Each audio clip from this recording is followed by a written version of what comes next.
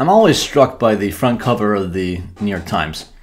What have the editors decided is the most important story of the day in New York, in our nation, America, in the world, and why? Well, this past Sunday, as we prepared to celebrate Tu B'Shvat, which is a holiday that not only connects us to nature and the outside world, but to the land of Israel, I saw on the front cover a beautiful landscape shot of the West Bank. Be able to see it here.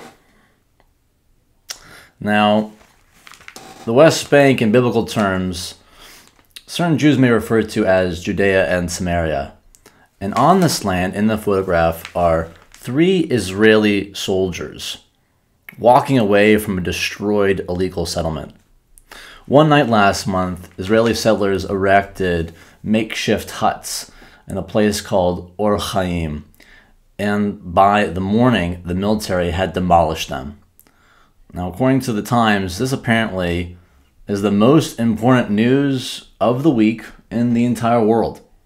And I find this media phenomenon of focus on Israel honestly completely fascinating and often troubling. For articles like this highlight select members of our people, the settlers, who have taken a fundamentalist approach to the mitzvah of settling the land of Israel in its entirety.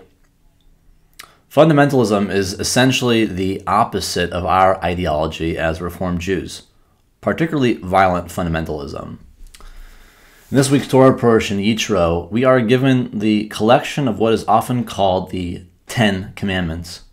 And by the title alone, you might infer that these 10 Commandments are one which one should take a fundamentalist approach. If you're going to do anything down to the letter, at least do these 10 commandments literally, right? Well, you might be wrong. For these 10 commandments are not even referred to as 10 commandments in Hebrew. In the Torah, a better translation would be 10 sayings. And there's not even definitive 10. One can say are the exact 10 that God gave Moses. Moreover, which iteration of them will you choose? Those from Exodus or from Deuteronomy?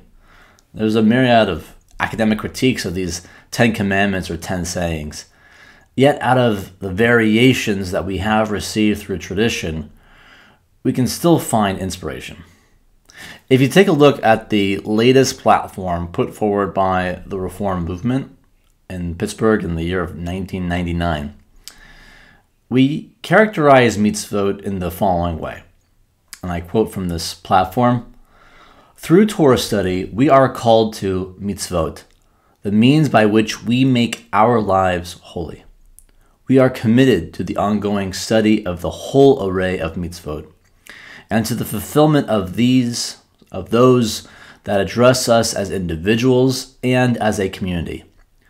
Some of these mitzvot, sacred obligations, have long been observed by Reformed Jews.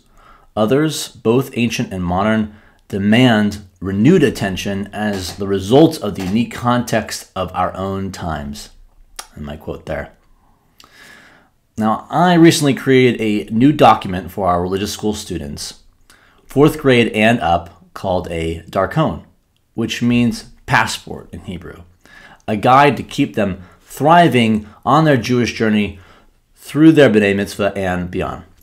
And one intention of the darkon is to put the term and concept mitzvah back into B'nai Mitzvah, into a bar bat mitzvah.